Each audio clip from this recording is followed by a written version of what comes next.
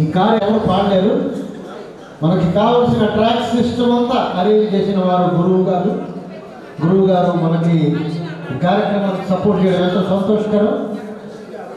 అలాగే సాయి మాస్టర్ గారికి సన్మానం చేసి బట్టలు పెట్టాలని షకీలా మేడం గారు ఎంతో ఆశపడిన వస్త్ర బహుకరణ.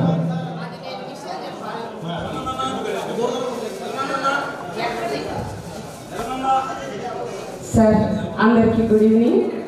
ఇక్కడికి నా మీద ప్రేమతో విచ్చేసినటువంటి ప్రతి ఒక్కరికి నా హృదయపూర్వక ధన్యవాదాలు.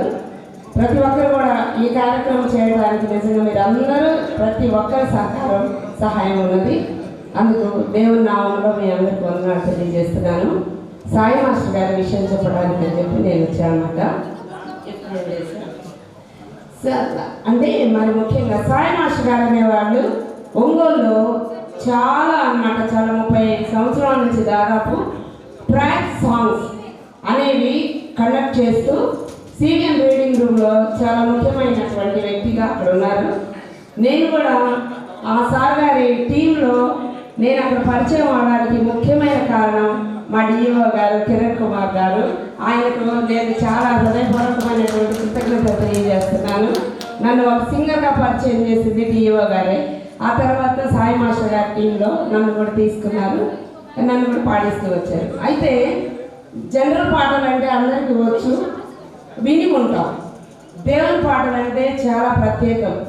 అందులో ఉండేటువంటి పదాలు, దాని సమకూర్పు, దాన్ని పలికే విధానం, దాని ఉచ్చారణ అనేది కొంత కష్టమే. అయితే సాయి మాస్టర్ గారు దాదాపు 60 పాటలను కేవలం యేసయ్య పాటలను నెట్లో నుంచి డౌన్లోడ్ చేయటం, దాన్ని ట్రాక్గా తయారు చేయటం. సహజంగా బయట ఒక ట్రాక్ తయారు చేస్తే మినిమం ఒక 200 రూపాయలు కూడా ఛార్జ్ చేస్తారు.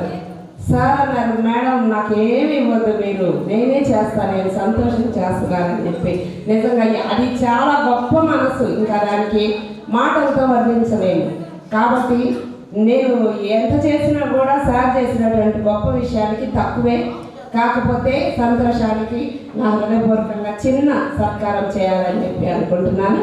దానికి అందరూ కూడా మన పాటలు పాడేటువంటి వాళ్ళు, అభిమానులు అందరూ కూడా వచ్చి సార్ని గౌరవించుకోవాలి, సత్కరించుకోవాలని కోరుకుంటున్నాను. అందరూ సిద్ధంగా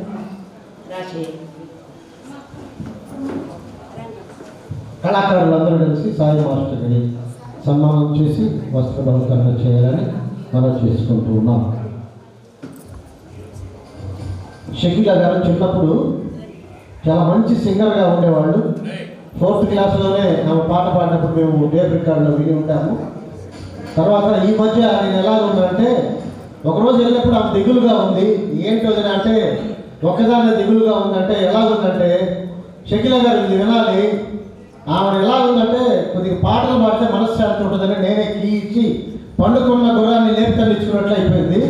ఆమె ఎంత హుషారుగా వెళ్ళిపోయిందంటే మరి మచిలీపట్నంలో కూడా పాటలు పాడుతూ ఉంది.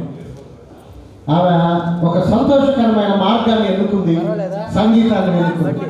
ఎన్నో అవార్డ్స్ వచ్చినాయి.